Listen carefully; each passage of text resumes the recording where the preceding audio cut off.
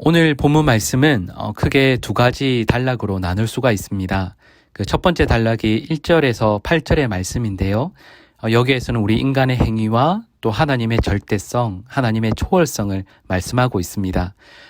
엘리후가 2에서 3절 말씀을 보면 욥이 했던 말을 비판하고 있습니다. 욥이 여러 차례 자기의 의를 주장했습니다.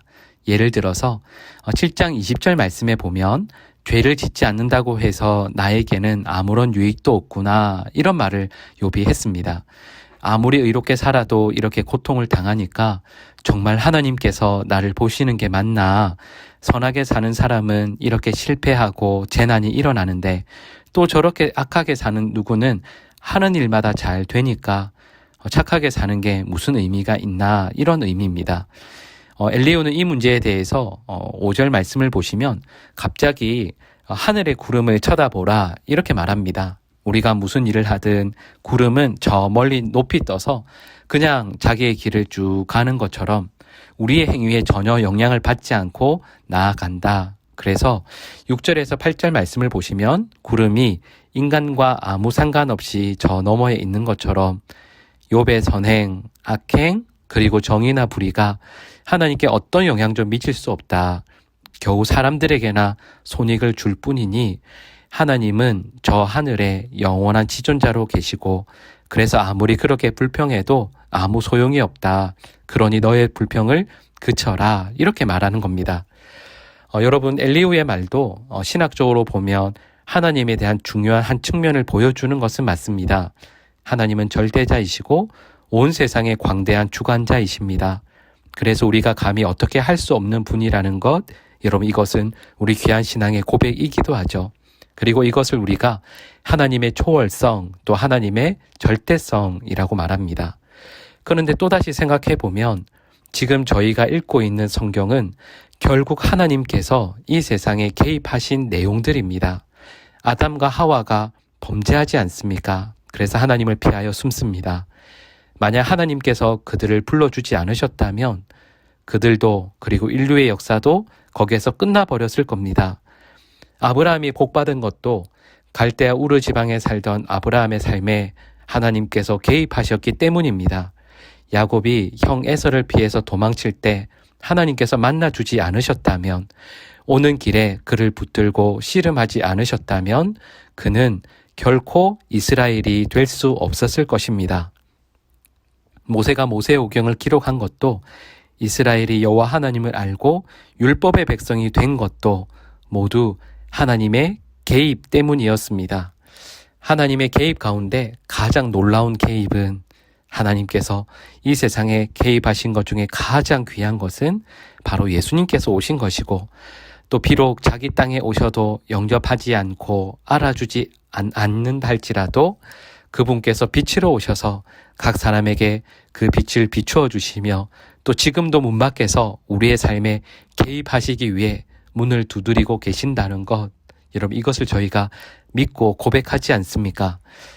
여러분, 생각해 보면 저희가 받았던 가장 큰 축복들은 모두가 하나님의 개입으로 인한 것이었고, 또 그래서 어렵고 힘든 상황 가운데서 저희들에게 여전히 소망이 있다면 그것은 하나님의 개입이 있기 때문입니다. 여러분, 엘리후가 6절에서 7절에서 한 말씀을 다시 보시면 이렇습니다. 그대가 범죄한들 하나님께 무슨 영향이 있겠으며 그대의 악행이 가득한들 하나님께 무슨 상관이 있겠으며 그대가 의로운들 하나님께 무엇을 드리겠으며 그가 그대의 손에서 무엇을 받으시겠느냐. 여러분, 이 말씀은 분명히 틀린 말입니다. 우리의 범죄로 인해 하나님께서는 마음 아파하시고 또 우리가 의롭게 살고자 할 때, 하나님 앞에서 의로운 삶을 살아가고자 갈망하여 날마다 싸울 때 하나님께서는 저희들의 삶을 기쁨으로 받아주실 줄 믿습니다. 오늘 하루도 하나님께서 저희의 삶에 개입해 주시고 큰 은혜 베풀어 주실 것을 믿고 소망하며 이 하루를 살아가실 수 있기를 간절히 축복합니다. 두 번째 단락이 9절에서 16절 말씀에 나옵니다.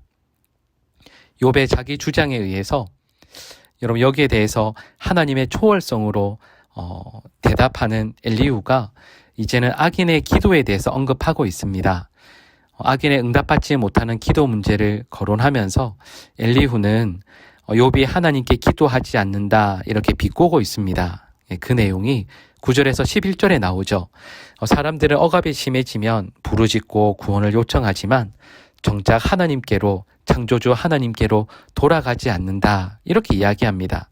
그리고 이 말의 뜻은 욥이 어려운 일을 만나도 사람에게나 기웃거리지 창조주 하나님께는 기도하지 않는다 이렇게 비난하는 말입니다.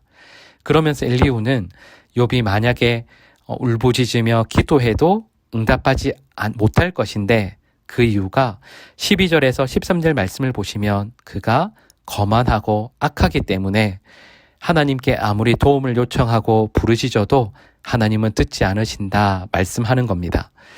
여러분, 기도를 안 하는 것도 문제이지만 이렇게 기도해도 메아리만 치는 공허한 기도가 있다 이런 의미겠죠. 욥이 위급한 일을 만나서 또 하나님께 울부짖지 않는 것도 문제이지만 설령 도와달라고 아무리 기도해도 욥이 악인이니까 너는 하나님으로부터 아무런 응답도 받지 못한다 이런 뜻입니다. 여러분, 이 말이 정말 맞는 말이겠습니까? 만약 우리가 날마다 새벽마다 기도하지만 우리 삶에 어떤 놀라운 극적인 변화나 기도의 응답이 없으면 정말 우리는 악인이고 또 우리의 기도는 무의미하겠습니까? 여러분, 결코 그렇지 않습니다. 여러분, 저희가 욥기 말씀을 읽고 묵상하고 있는데 여러분, 우리가 알고 있는 것이 있죠. 그것은 하나님께서 욥의 기도를, 욥의 고백들을, 한탄을, 눈물을 다 듣고 계시고 보고 계시다라는 겁니다. 엘리후의 말을 들으면서 또 읽으면서 생각해 보면 여러분, 엘리후는 하나님의 사랑을 잘 모르는 것 같습니다. 하나님께서 오랫동안 기다리시고 보고 계신다라는 걸 그는 삶 가운데 체험하지 못했던 것 같습니다. 여러분, 하나님은 의인의 기도를 천천히 응답하시는 경우가 참 많이 있습니다. 아브라함이나 이삭이나 요셉이나 그들이 간절히 기도했지만 그 기도가 10년, 20년, 30년 걸려서 천천히 응답되었다라는 것을 우리는 알고 있지 않습니까? 엘리후는 다양한 하나님의 사람들을 만나지 못해서 아마도 그의 신앙에 식견이 부족했던 것 같습니다. 그리고 하나님에 대한 이해도 부족합니다. 하나님께서는 오랜 시간 동안 하나님의 사랑을 베풀어 주십니다. 엘리후의 말들을 살펴보면 그는 분명히 성령 충만해서 바른 말을 하지만 인격적인 하나님을 모르는 것 같습니다. 그리고 이 말씀을 함께 생각해 보면서 저희는 소망을 품게 됩니다. 우리 사랑하는 모든 보강종합교회 성도들이 성령 충만하시되 인격적인 하나님을 늘 만나고 경험하셔서 그 하나님의 사랑이 저희들의 삶 가운데 아름답고 풍성하게 가득 넘치게 되기를 간절히 축복합니다. 기도하겠습니다. 사랑의 하나님, 이 시간 저희들 주님 앞에 간절히 엎드리며 기도합니다. 하나님께서 저희들의 삶에 개입하시고 역사하실 것을 믿습니다. 하나님, 그리고 그것들을 깨달아 알 수 있는 지혜도 허락하여 주시고 저희들을 사랑하시되 천천히 그러나 저희들의 음성을 다 듣고 계시는 그 인격적인 하나님을 오늘도 만나며 하나님의 사랑을 누릴 수 있도록 도와주시옵소서. 우리 모든 성도들의 삶에 하나님 큰 은혜 베풀어 주시고 하나님께서 기뻐하시는 일들이 오늘도 저희들의 삶 가운데 놀랍게 이루어지게 하여 주시옵소서. 이 모든 말씀을 예수님의 이름으로 기도드립니다. 아멘.